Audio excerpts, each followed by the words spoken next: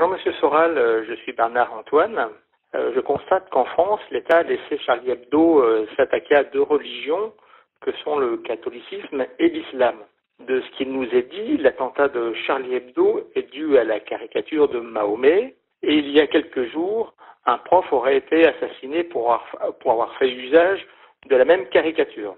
Les agents du système permettent l'appel à la haine en laissant diffuser ce type de dessin. Que pensez-vous de la mascarade de l'hommage national et de toute la pitrerie organisée suite au décès de ce professeur? Je vous remercie par avance de votre réponse. Je dirais simplement que j'en pense la même chose que vous et pour les mêmes raisons. Il ne faut pas être grand clair pour comprendre que tout ça s'inscrit dans une politique néoconservatrice à la française, une stratégie de choc de civilisation. Et la bonne question à poser, c'est à qui profite le crime? Qui bénéficie de cette ligne qui pousse à l'affrontement les Français en colère et les musulmans manipulés? Toujours les mêmes. Il suffit de poser la question à Éric Zemmour, il y répondra encore mieux que moi. Voilà, donc il faut toujours se poser la question de à qui profite une stratégie de l'attention, et aussi que une guerre civile est toujours voulue par un tiers et est toujours en défaveur, comment dirais-je, de l'État où elle s'exerce. Il suffit de se rappeler de ce qu'a donné la guerre civile libanaise, de ce qu'a donné la guerre civile yougoslave, et voir d'ailleurs que derrière, c'était à peu près les mêmes qui ont poussé à ce chaos. Voilà. Alors après, je pourrais rajouter que ce monsieur Paty, c'est triste parce que finalement, il a exécuté des ordres en tant que bon laïcard de gauche qui consistait quand même à montrer un dessin d'un religieux qui est considéré comme le plus grand prophète d'une religion à quatre pattes avec une étoile dans le cul à des gosses de 13 ans. Donc déjà, moi, j'aurais pas apprécié, même en étant catholique.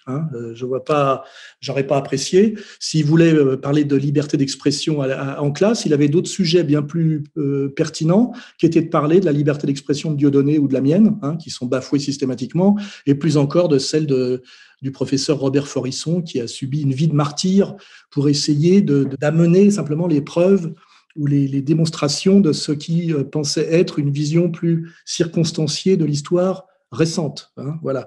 Donc, ce monsieur Paty, je suis de le dire, mais était ce qu'on appelle un idiot utile.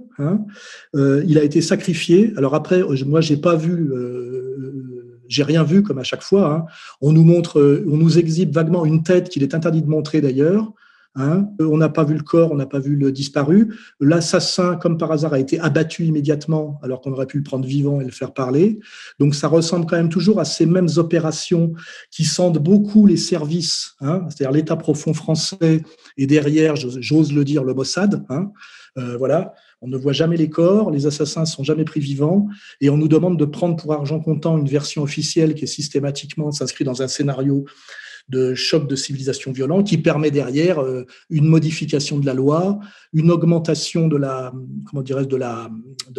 dictature, et toujours au service des mêmes. Il suffit de voir en ce moment ce qui se passe dans les propositions de loi qui sont faites d'ailleurs par le nouveau ministre de la Justice, monsieur Dupont, dit Dupond-Moretti, on travaille sur son dossier en ce moment. Lui, on pourrait presque se demander, quand on voit ses liaisons notamment avec un certain milieu marseillais, si in fine, sa place ne serait pas plutôt en prison.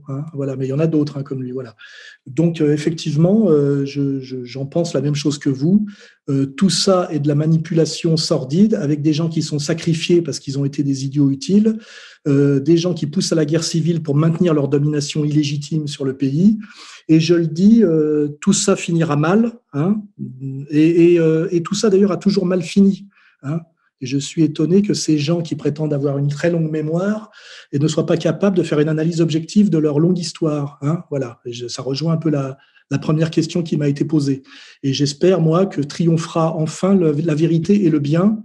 Et c'est quand même à ça que je travaille. Et c'est pour ça que j'ai tous mes ennuis. C'est parce que par rapport à ce cloaque de mensonges et de violences indirectes, qui est la violence la plus dégueulasse, la violence sans noblesse, la violence anti-chevaleresque, la violence triangulaire, dont parle très bien d'ailleurs Otto Weininger. J'espère qu'un jour on me remerciera d'avoir mené ce travail de vérité, travail pour le vrai et le bien. Voilà, c'est quand même ce qui me motive en dernière instance.